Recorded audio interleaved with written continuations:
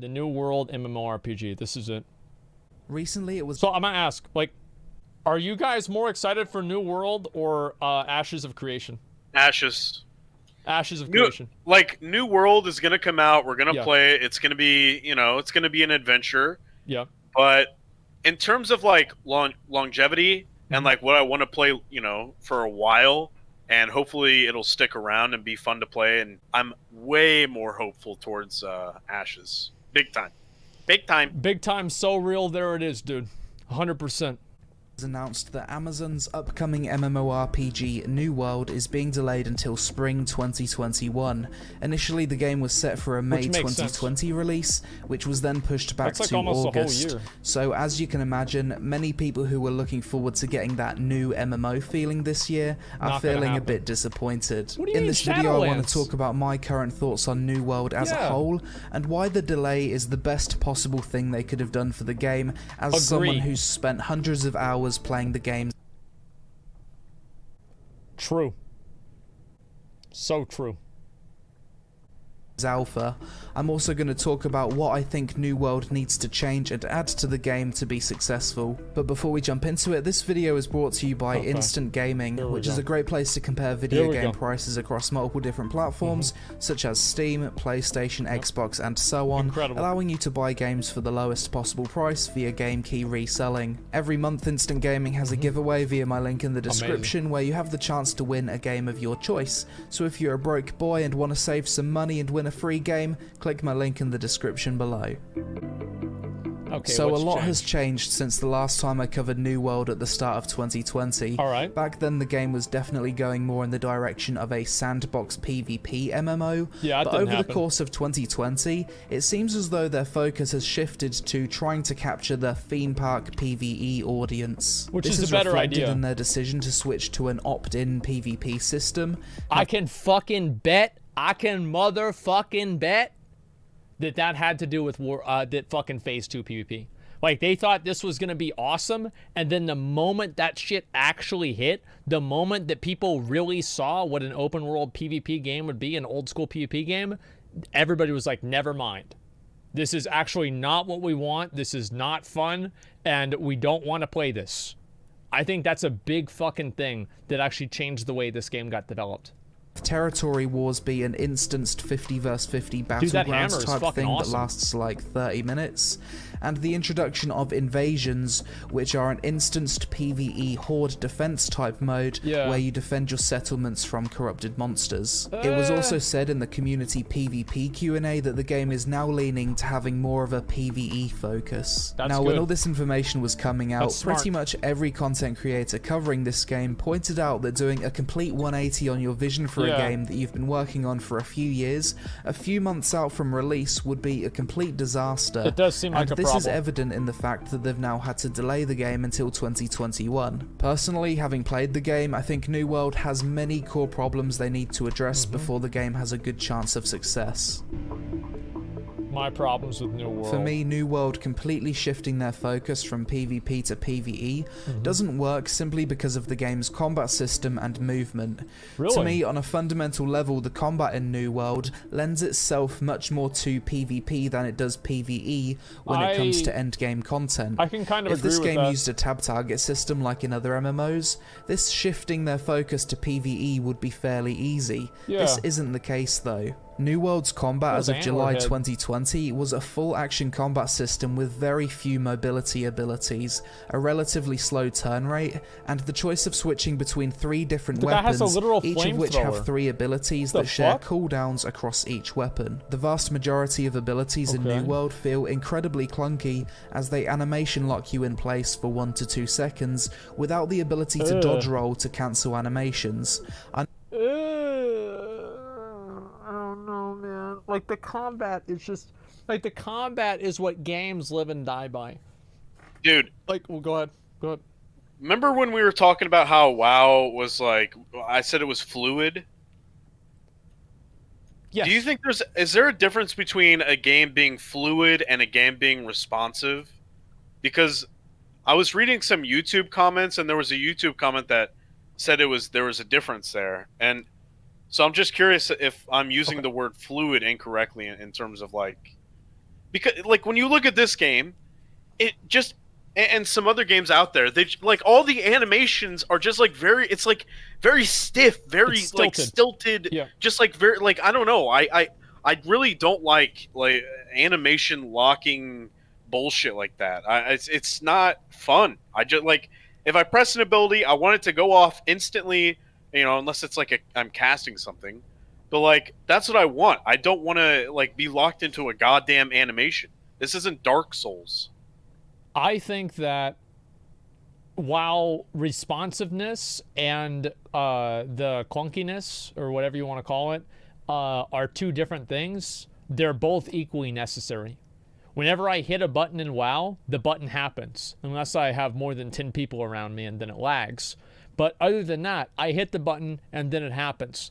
And WoW, that's a massive advantage that WoW has, and it's something that Blizzard has done very well, is making the game responsive and making it to where you're able to... let me think of a way to put it. Making it to where you're able to, whenever you hit a button, the thing happens immediately. The thing happens immediately. And that's one thing that I thought was really good with WoW, and I've always really liked about the game. So I'd want to see New World have that, and you're right, any game that doesn't have that, I'm not going to like it as much.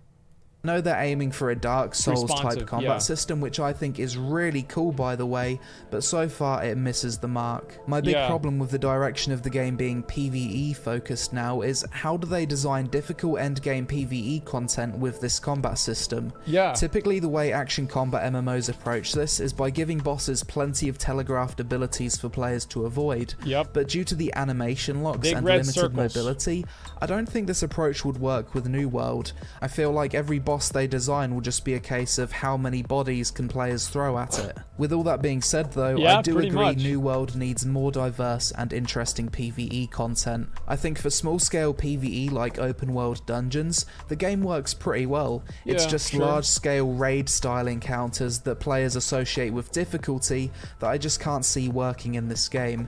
You're never going to take the... I think that like making the game really difficult is not necessarily making the game really good. And this is something we talked to Steven about too, where it's like the game probably isn't going to have, Ashes of Creation probably isn't going to have difficulty that's as, this looks so boring, LMAO. The thing is, the game had a lot of promise whenever we first learned about it. So that's what I'm kind of curious about, to see how things kind of started happening in the way that they are. Is that LMAO? Yeah, that's what he did say, LMAO, dude. I know. So listen, I think that really...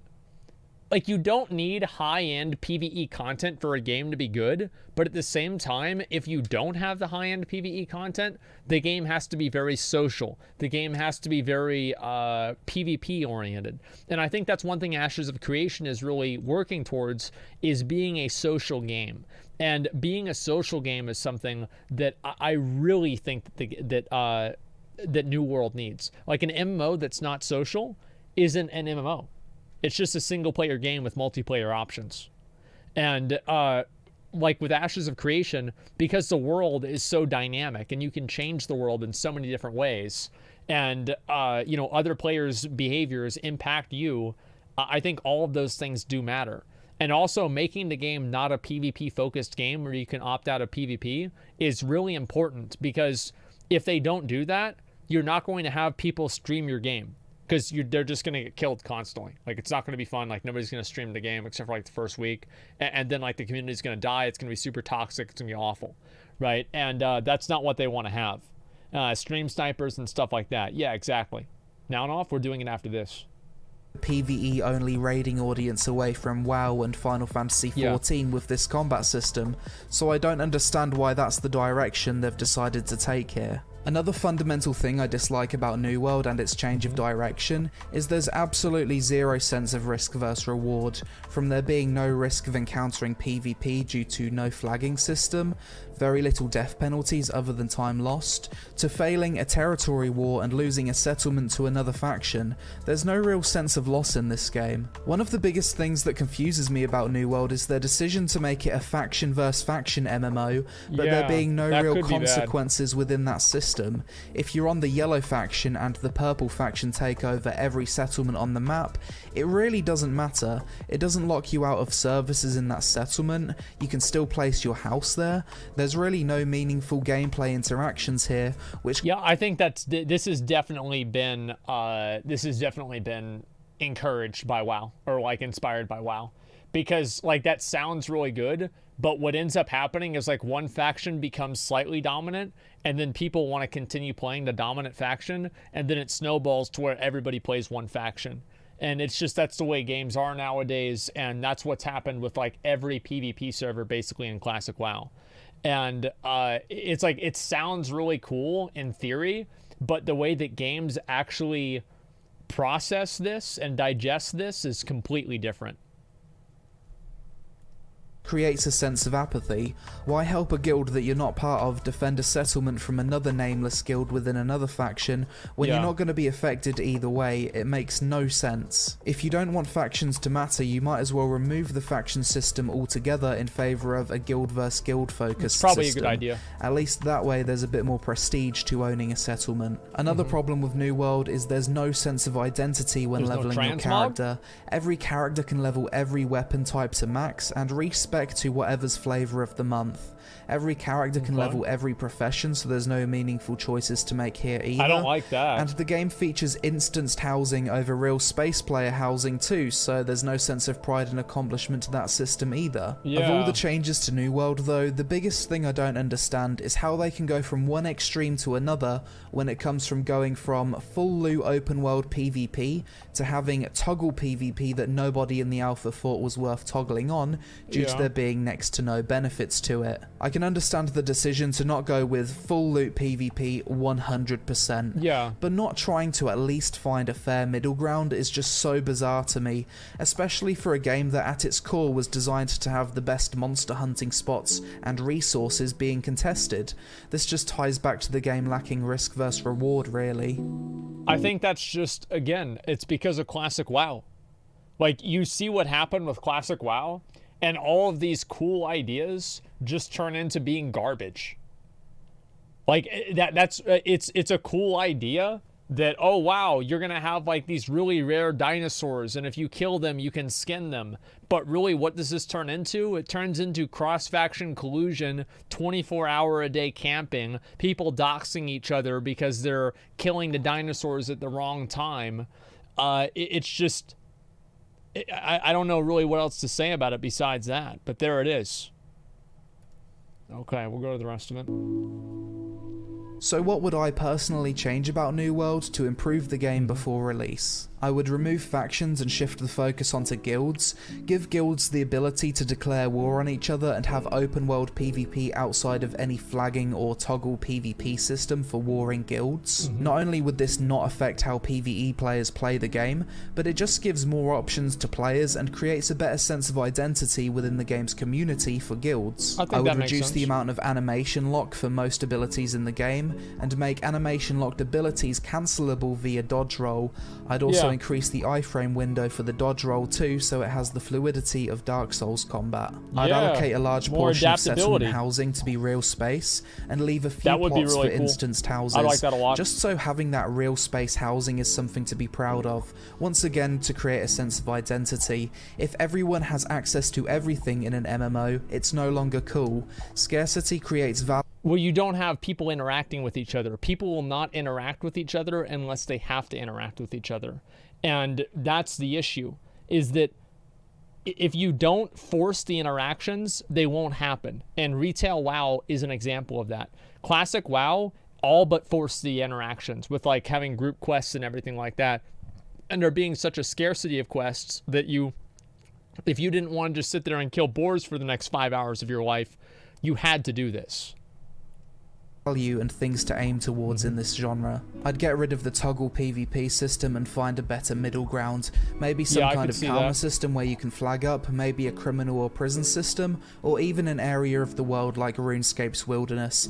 I don't know, but some middle ground from the extreme of pretty much having no open world PvP with the current system needs to be found to make the world feel dangerous. The game straight up just needs more endgame content, both PvP and PvE. That's where literally all you do fail. at level 60 is complete your level 60 legendary quest. Like, all MMOs have good leveling, almost. Most MMOs have good leveling, and like the leveling experience is good, but the moment that you hit max level, it's like there's nothing to do. Or like the things that there are to do are meaningless, and they don't really have like the same impact. Not true? Well, I don't know, like maybe to me, like it's true. But like most of the games that I see, like the end game isn't worth working towards.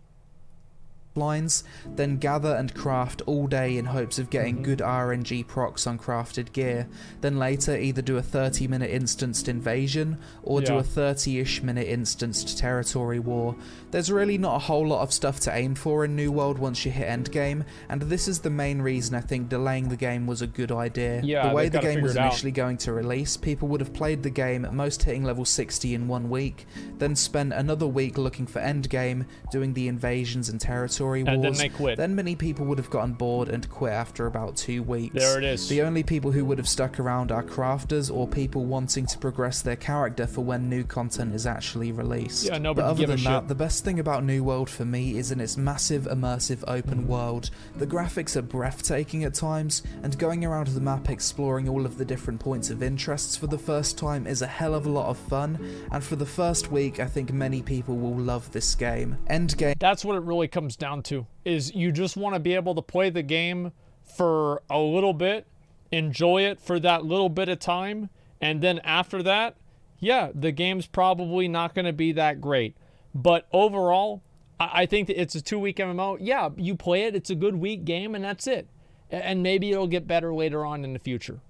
Typical hype game. Is the biggest issue for me, and I hope to see New World grow some balls and steer away from the design principles that have slowly infected the MMO genre over the years, such as giving everyone a participation trophy and damaging the integrity of the game to cater to people who are offended at the sheer thought of PvP. The game needs more risk versus reward, systems in place to give players a sense of identity, but most of all, someone in charge that has a clear enough vision for the game that they can take these systems and interconnect them in a way that brings together both PvP and PvE players, rather than having a divided community that wants nothing to do with each other. But to achieve that, compromise needs to be found from both sides. Thanks for watching. Antlers. Yeah, I mean, like, the content in the video won't be playable content.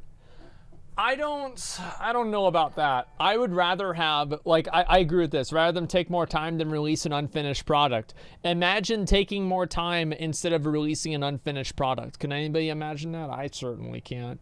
I don't know really what to say, man. It just fucking sucks. I'm so ready for a new MMO. I think that we all are. I think most people are ready for a new MMO. It's just that there hasn't been one that's come out recently that's made people feel like it's worthy for them to waste their lives over it.